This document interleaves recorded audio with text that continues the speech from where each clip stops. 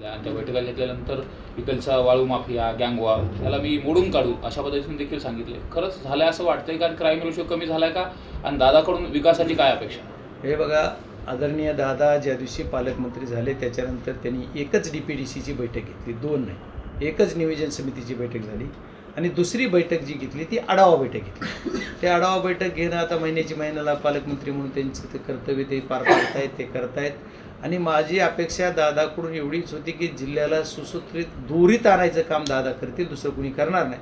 बहुतेक 99% करायचा ते प्रयत्न करीत असतील आणि त्यांच्याकडून अपेक्षा सुद्धा तुम्ही म्हणताल तर माझी तेवढीच आहे। आमच्या जिल्ह्यामध्ये जे अवैध धंदे, वाळू माफिया, राख माफिया आणि दादा पहिल्या काळात तरी जेवढं बोलत होते तेवढं करत होते।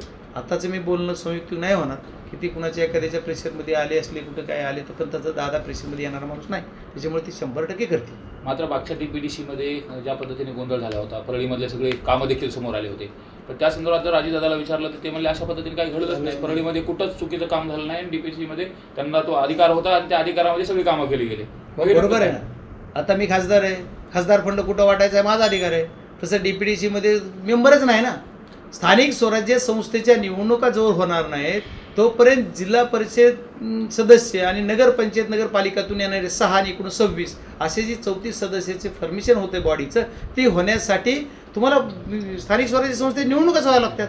त्याच्यामुळे बॉडीच नाही ना, मग अधिकार फक्त आणि फक्त पालकमंत्र्यालाच आणि सचिव म्हणून कलेक्टरला। तसा विचार केला तर पालकमंत्र्यापेक्षा सुद्धा अधिकार कलेक्टरना जास्त होता, पण कलेक्टर ती म्हणतील तसं पालकमंत्र्याचं ऐकणार ना। त्याच्यामुळे जसे पालकमंत्री सांगतील तसे त्यांनी काम मंजूर केले। त्या कालावधीमध्ये परळीमध्ये खूप मोठ्या प्रमाणात जी परळी म्हणजे परळी शहरात की परळी विधानसभेत तर त्याची तक्रार वगैरे तुमच्या मीडियाला सगळे कागद दाखवली गेली, पण रिसर्च तक्रार झाली का नाही मला माहीत नाही। मीडियाला दाखवली ते आमदार महोदयांनी कागद, मग त्याच्यानंतर त्यांनी रिसर्च घेतली का नाही का, पुढं काय झालं त्यांचं आता ते आमदार साहेबाला मला काही त्याच्यात माहीत नाही। पण रातोरात बऱ्याच गावामध्ये कामं रातच झाले, ते तर झाले। आता ती 10% कोण जाणार आहे?